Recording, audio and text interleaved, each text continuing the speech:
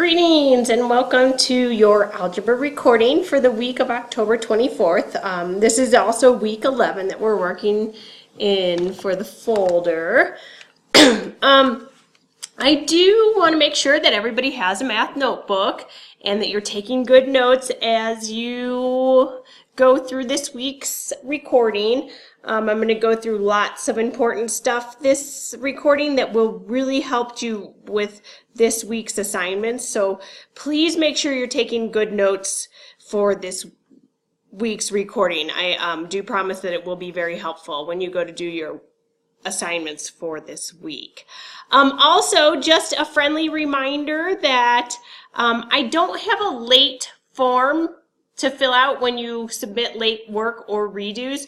Instead, I just ask that you send me an email when you submit late work or redos. So just a reminder that you do need to be sending me an email or a message when you submit late work or redos. So I do ask that it is not through text, but instead that it's an email. So I can keep track better of the emails than I can do the text. So I'm asking that you email me your redos and not text me those.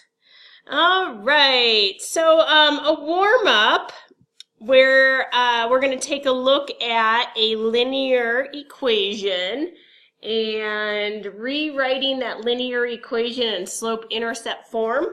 So maybe this is something you remember doing in the past, maybe it's not. And if you don't remember that, it's fine. We're going to go over how to do this through the warm-up. So go ahead and take a look at this equation, put it into slope-intercept form, and once it's in slope-intercept form, tell me the slope of the line, then the y-intercept, and then go ahead and graph that line. So go ahead and click pause. Take a moment to do this on your own. And then when you're ready to check your work with mine, go ahead and click play. All right, so what is slope-intercept form? Let's do a quick review. So slope-intercept form is when we write equations in y equals mx plus b form. We get y all alone on one side of the equation and all the other terms on the other side of the equation. And then some of our terms tell us some important things about the graph of the linear equation. So the number that's being multiplied by the x term, or we refer to that as the m, or m term, the m, or the number being multiplied times x, tells us the slope of the line.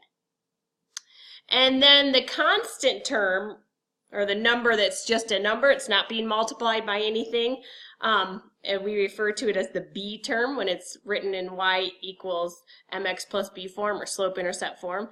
The b refers to the y-intercept. It tells us where our line crosses the y-axis. So remember, when we go to graph lines, our y-axis is the vertical line and our x-axis is the horizontal line. So the y-intercept tells us where does our line intercept that y-axis. All right, so let's rewrite this equation in slope-intercept form. So again, we need to solve for y. So the only thing that we need to move is this -6. We need to move that to the other side of the equation, and then we'll have it in y in slope-intercept form. So to move this 6, we're going to add it to both sides. We do the opposite of what's being done to it. So since it's being subtracted, we're going to add it to both sides. And when we do that, we are left with y equals 3x plus 6. I'm going to rewrite that a little bit larger over here. So y equals 3x plus 6. All right, so what's the slope of that line? So remember, our slope is a number being multiplied by x. So in this case, our slope is going to be 3. And I always like to write my slope as a fraction so that I know my horizontal and vertical, my vertical, which is on the top movement, and my horizontal movement, which is on the denominator. So the slope of the line is 3, or 3 over 1. What is the y-intercept? What is the y-intercept? So remember that y-intercept is going to be the number that's like our constant term. So that is 6. So our y-intercept is going to be 6.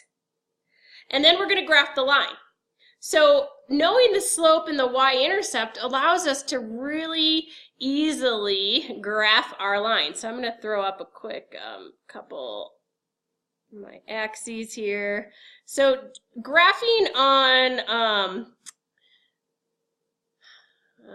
graph paper would be the best thing to do so that your graph looks better than what mine's about to look like, because I'm just doing a rough coordinate plane up here, and then I'm going to graph it. And I always start with plotting my y-intercept. That's the first thing I'm going to do, is plot my y-intercept. And my y-intercept is at 6. Oh, I really don't have enough room. Let me move this, whoops. Let me move this information.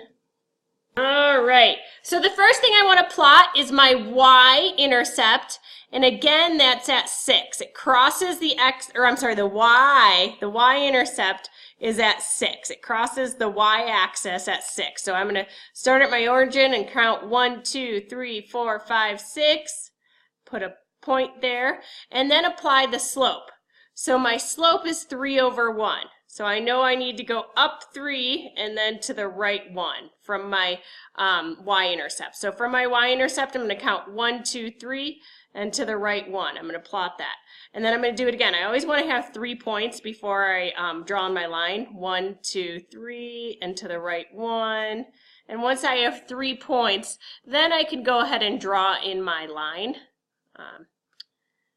So I always want to have more than 2 points so that we're most accurate when we go to draw on our line. So there's my line. I'm going to go on to the next slide, so if you need more time here, go ahead and click pause. So this week we are going to be looking at systems of linear equations. That's the second thing we're going to do. That was a little bit out of order. So let me start over. First, we're going to start with looking at transformations of linear equations, how we can move linear equations. We can reflect them, we can rotate them, and we can translate them. So we're going to look at 3 different types of transformations of linear equations. Then we're going to look at solving systems of equations, of linear equations by there's actually 3 ways that we can solve linear equations, and that's by graphing, elimination, and substitution. And this week we're only going to focus on one of the ways to do it. And then next week we'll look at the other 2 ways. But this week we're just going to be focusing on how we can solve systems of linear equations by using substitution. So just one of the 3 methods that we're going to learn about. We're just going to focus on using the substitution method this week. So let's jump right in. I think I've already chatted about this when we started this recording. Just reminders for this week, make sure you're checking your grades tab frequently. Look for missing assignments. If you have any, turn those in. Look for assignments that maybe you started but you forgot to finish. Turn those in. And then just remember that I do want you to be messaging me when you submit missing work or redos. Again, I would prefer you to send me an email with those. All right, so transforming linear equations. So transforming just means we're going to take a linear equation and we're going to move it. We're going to move it in a special way. So there's 3 types of transformations that you're going to learn about. You're going to learn about translating, and that's when we just take a line and we move it up or down, left or right, or up or down. We're just going to focus on up or down. And then rotation is another type of transformation that you're going to look at this week. And then the last type of transformation is reflecting. So let's look at what it's going to look like when we translate a line. So a linear equation, we know when we graph it, we get a straight line.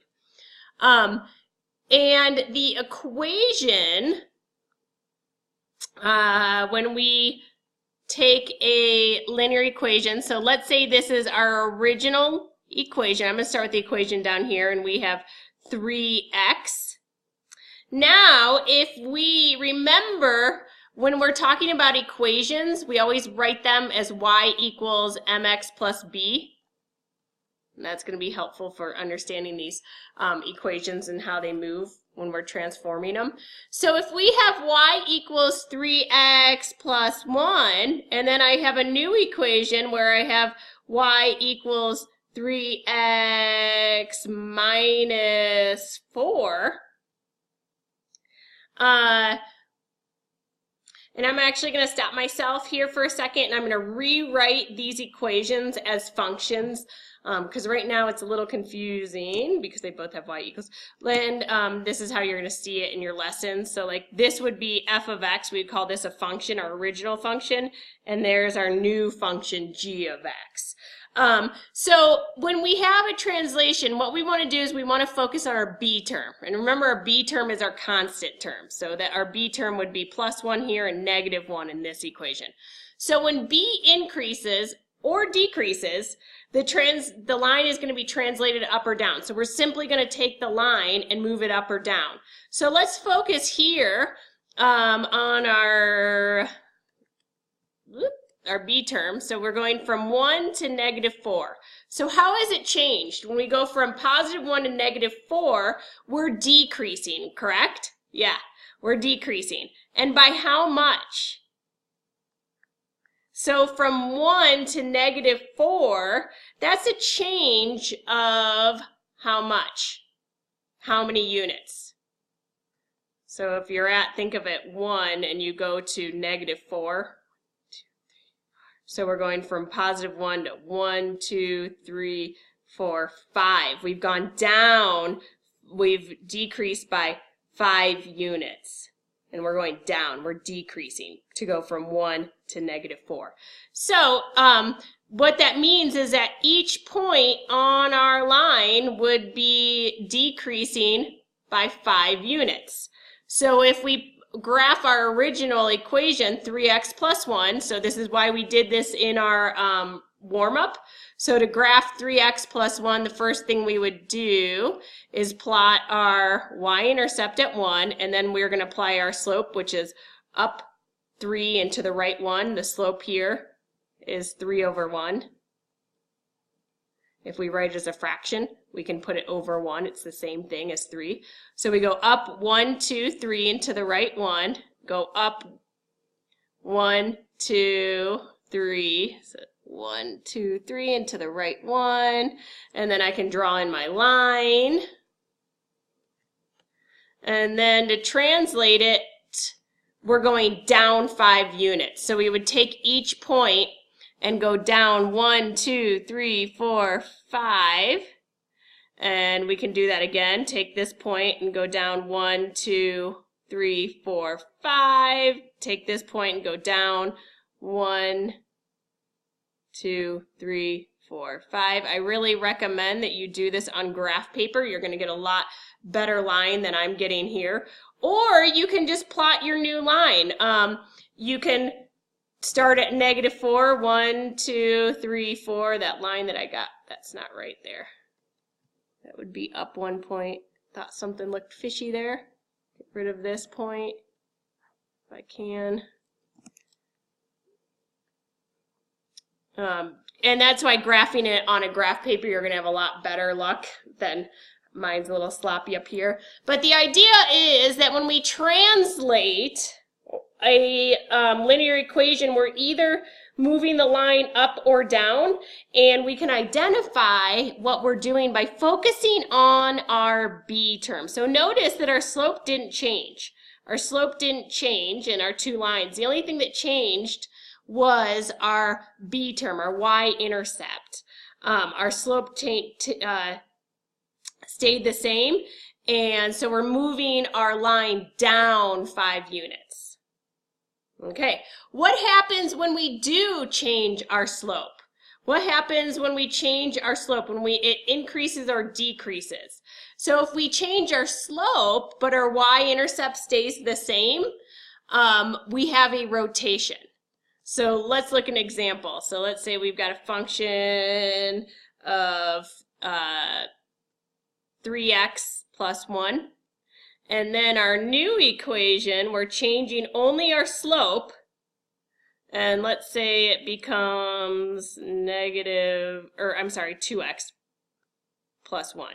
So see, our y-intercepts stayed the same, but we changed our slopes. And when we do that, we're going to have a rotation. So I'm going to go ahead and plot this. I'm going to graph the first function, f of x function, in purple. So it's got a y-intercept at 1, and then we're going to apply the slope 1, 2, 3 to the right 1, up 1, 2, 3 and to the right 1. And then I'm going to go ahead and connect those points in a line.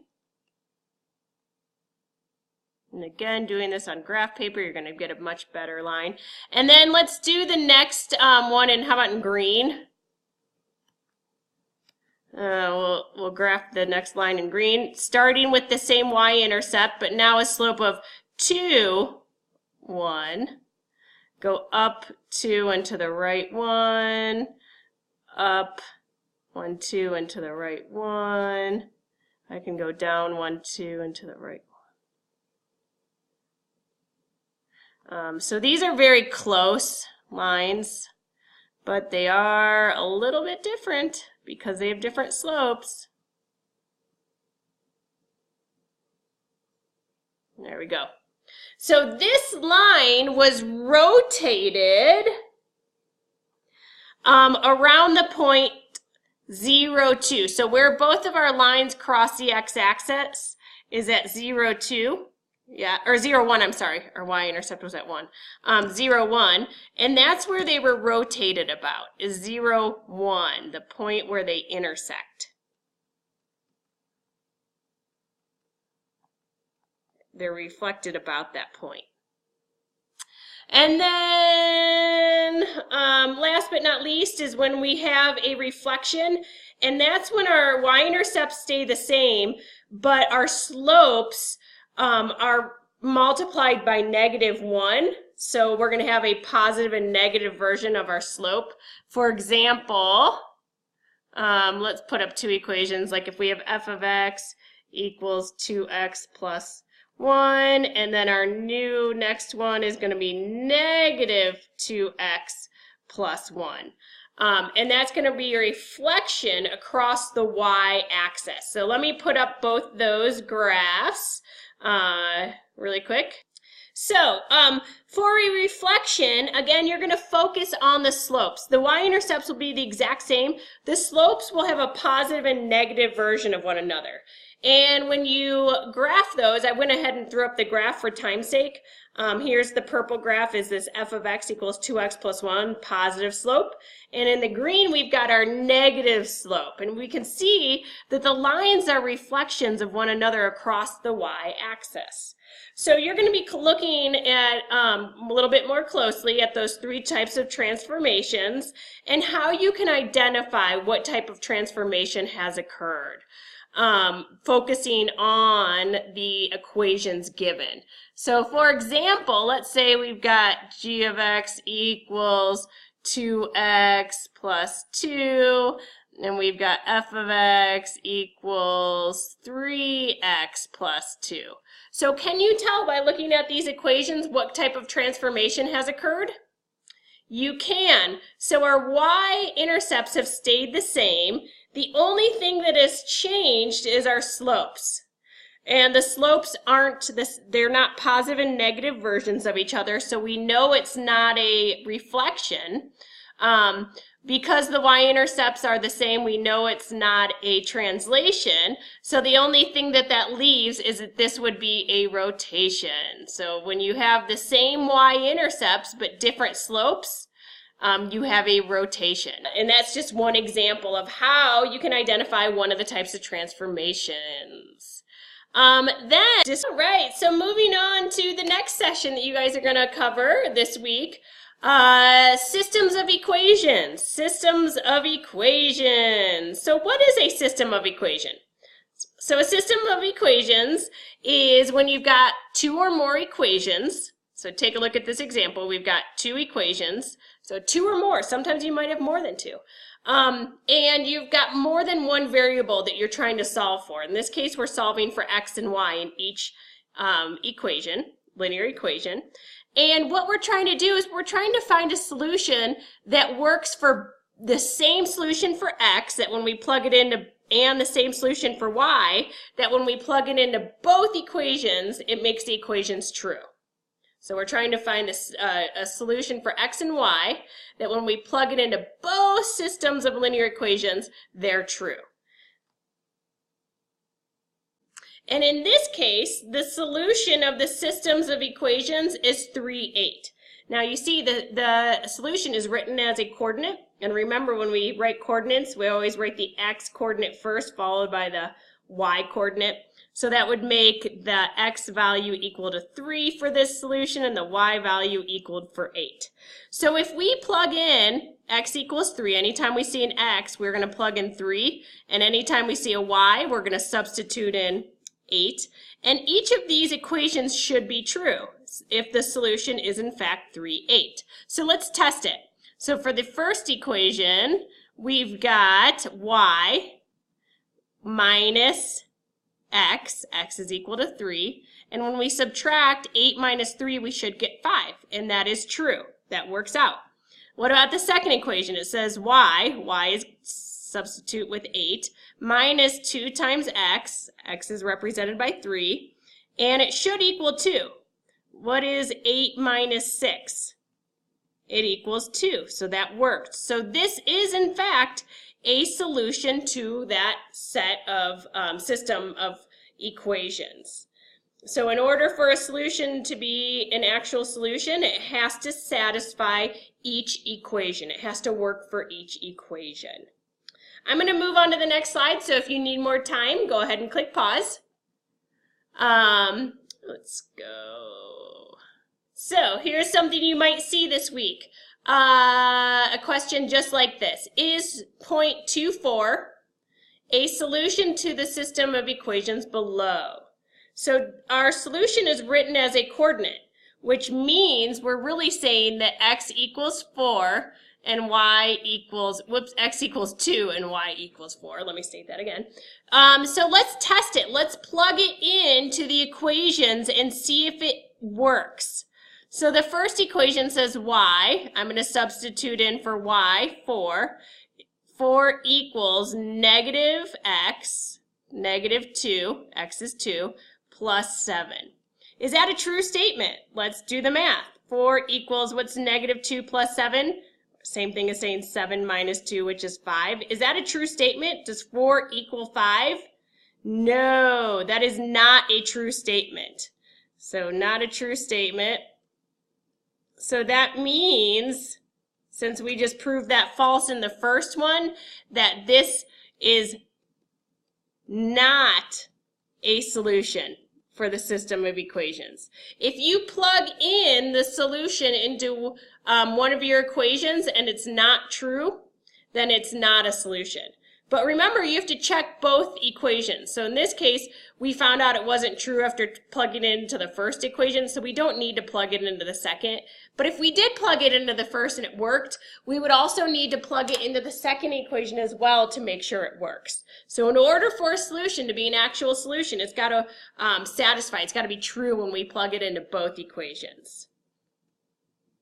All right, so another way you guys are going to learn one method that you're going to learn to solve to find the solution. So far we've been looking at when the solutions are given, but what if a solution is not given? Well, one way we can solve is by using substitution. And what we have to do to solve by substitution, remember we're going to solve for both our x and y variables, but we can only solve for one variable at a time. You can only have one unknown that you're solving for. So the first method that you're going to learn about is substitution. And to use substitution, the first step is to solve one of the two equations for a variable. So here is our system of equations. We've got two equations, and we want to solve for a variable.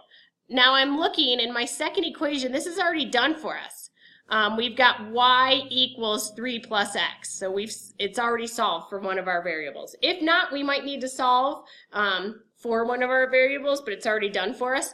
And then what we're going to do is we're going to substitute this equation that we solved for y in our other equation. So whenever we're going to substitute into our other equation, so whenever we see a y in the first equation, we're going to plug in 3 plus x instead. So now we're going to have x plus, usually I would put y, but now we're going to substitute in that y equals 3 plus x, and then it equals 5. So the reason that we did that is so that we can solve for x. Remember, you can't solve for a variable if you have two different variables in your equation. So by using substitution, now we only have the x variable to solve for, and we can solve now. So now I'm going to go ahead and solve. I'm going to combine my like terms. I've got two x's. I've still got plus 3. Should probably be writing in black here. It's kind of easy, harder to see. Oh gosh. Changing my font color. We've got two x's. We've still got that plus 3 equals 5, and now we can solve for x by subtracting 3 from each side. I'm left with 2x equals 2. Divide each side by 2, and I've got x equals 1. So I solved for x. I'm not done now. Now that I've solved for x, I'm going to go on to the next slide, so if you need more time, click pause so you can finish taking notes. So now I know that x equals 2, right? What did I say? X equals 1. X equals 1. Now I can use the fact that x equals 1 to help me find and solve for the other variable, y. You can plug it into either equation and then solve for y. I'm going to choose the bottom equation because it straight up says y equals. So y equals 3 plus x. Instead of putting in x, I'm going to plug in 1.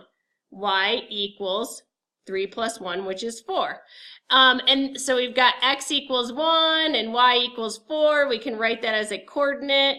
And then you can go and we can check our work and plug it in to each equation, see if it's true. X is 1, 5 is 4, or x is 1, y is 4. When we add them together, we get 5. Check our bottom equation. Y equals 4, 3 plus 1, 4 equals 4. That's a true statement, so that works. So that is substitution. So the solution here, again, is 1, 4. So what do you think the answer would be if you graphed the two equations? And you're actually going to, I fibbed earlier. I said we're only going to learn about substitution method this week. We're actually going to learn about another method to solve, which is graphing. And I'm not going to get fully into that because I don't want this recording to get too long. But if we were to graph both these equations, where do you think the solution would be? At 1, 4, where the two lines intersect. So when you solve by graphing, what you're going to do is you're going to graph both the lines, and then where the lines intersect at the point that your two lines intersect, that is the solution. So where your lines intersect, that's going to be your solution. And it's always going to intersect at a point. And where that intersection is at that point, that would be your solution. So you'll look at that more in depth this week in your lessons as well. So let's move on to the key phrase assignment. For this week's key phrase assignment, there's two questions you need to answer. The first one is, what do you need to do if you submit missing, late, or redo work? And then the second part is I've given you a system of equations right here, and I'm asking you if 0, 5 is a solution for the system of linear equations. And then make sure you tell me why or why not. And that's it. So let me know if you have any questions or if you need any help working through this week's assignments, and have a fantastic rest of your week.